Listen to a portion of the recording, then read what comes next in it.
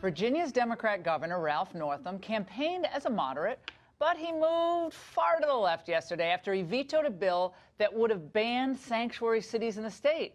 That's quite a bold move for a state that's no stranger to violence from the notorious MS-13 gang. Joining us now for reaction and debate, Corey Stewart. He's a Republican running for Senate in Virginia, and Mark H. Levine, who's a Democratic delegate to the Virginia House of Delegates. Gentlemen, it's great to have you both on. All right, let's start with the state delegate here. Now, I live in Virginia, love Virginia, went to school at the University of Virginia, but I am appalled by this decision by the governor. I remember back, I think it was Valentine's Day of last year, and that recorded confession of an MS-13 gang member and what she did in this murder. Let's watch it.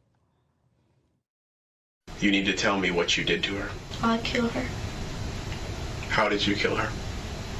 Pero no te vas a recordar de mí hasta el día que los vayamos a ver al puto infierno. And you're going to remember me until the day we see each other in hell.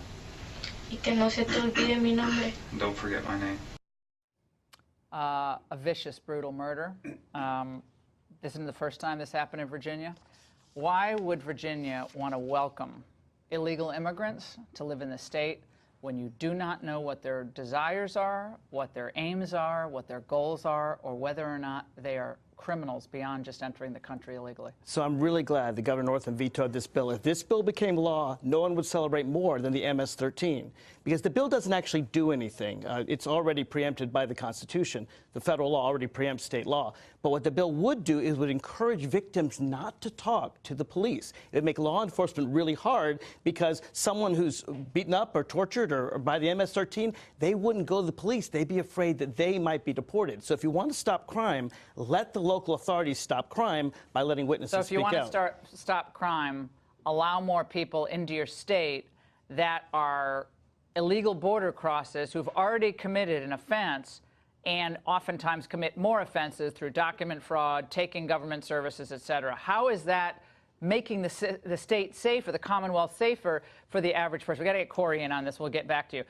That is the argument, and it's made by the Hispanic community. Others who are in the state, Commonwealth illegally, say, look, we're here, we're already here, we're working. Let us stay.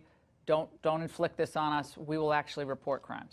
That's what the left always does. They just pull this out of the air. There's no basis in truth. We've been doing this in Prince William County. I led the toughest crackdown in the country on illegal immigration in Prince William County, right next to Fairfax.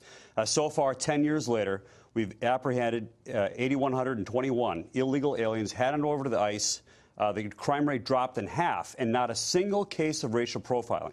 What the delegate here has said that would happen in Prince William County, they said that 10 years ago, hasn't happened. Let law enforcement do its job, apprehending criminals, whether they're illegal or not. But if they're here illegally, we have an extra weapon that we can use to remove them from our community so they can't commit brutal rapes and murders like that one. So studies consistently show that native-born American citizens commit crime at a far greater rate than undocumented immigrants. So let's support them and keep the illegals. What is that argument? I don't understand that argument. Let's put all criminals in jail, and let's not have crimes reported less. Okay. You know, if fewer crimes reported in Prince William County, because victims are afraid and they take the domestic violence, they take the rape, and they don't report it. I know a lot of problem. I know a lot of my fellow Virginians who are afraid. They're living. The law does nothing. You understand?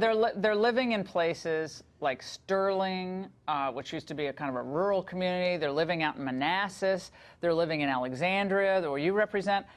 And they don't even recognize the communities in which they live because there's more criminality. There's less of a feeling of cohesiveness in the community.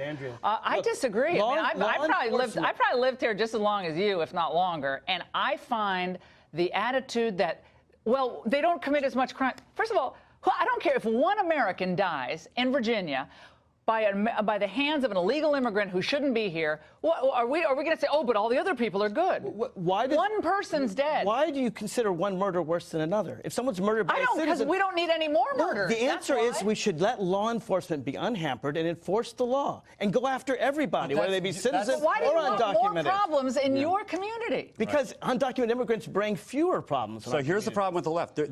Oh my God! If you want to stop the MS-13, then bring in more illegal immigrants. Then you allow people to talk to the police. What? Yeah. And you don't say, hey, if you talk to the police, we're going to deport you. No, that causes more crime. No, we're going to say, okay, go, sorry, Corey. Well, what the sanctuary cities are trying to do, what these left-wingers are doing in Richmond and in Charlottesville and now in Fairfax County, the largest jurisdiction. You know that, Corey. That's not true.